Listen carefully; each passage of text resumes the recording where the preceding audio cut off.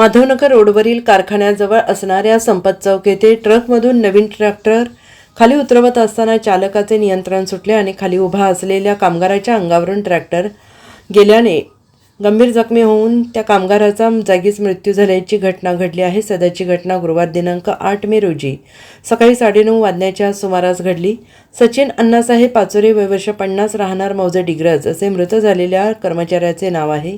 या प्रकरणी संदीप अण्णासाहेब पाचोरे यांनी संजयनगर पोलीस ठाण्यात फिर्याद दिली आहे। त्यांच्या फिर्यादीवरून स्वप्नपूर्ती मोटर्सचे मॅनेजर सुरेश संभाजी कदम राहणार लक्ष्मी मंदिर जवळ, सुपरवायझर नितीन उर्फ हरिबापू हत्तीकर राहणार सांगली आणि चालक शंकर गणपत माळी वय वर्ष 55 राहणार कुरुंदवाड या तिघांवर गुन्हा दाखल केला आहे। याबाबत अधिक माहिती अशी की मृत सचिन पाचोरे हे माधवनगर रोडवरील स्वप्नपूर्ती मोटर्समध्ये काम करत होते।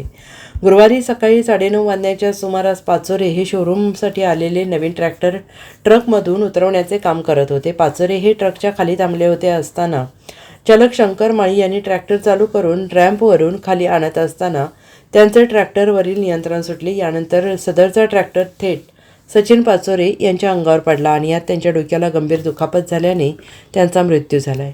घडलेल्या या घटनेनंतर मृत पाचोरे यांचे भाऊ संदीप पाचोरे यांनी संजयनगर पोलीस ठाण्यात फिर्याद दिली। त्यांच्या फिर्यादीवरून पोलिसांनी स्वप्नपूर्ती मोटरच्या मॅनेजर सुपरवायझर चालकावर गुन्हा दाखल केला आहे। दरम्यान सुरक्षिततेची कोणतीही उपाययोजना केली नाही, सुरक्षेच्या बाबतीत साहित्य पुरवलं नाही, त्यामुळे पाचोरे यांचा मृत्यू झाल्याचा आरोप कुटुंबीयांनी केला आहे। Bureau report SBN Marathi, Madhavnagar.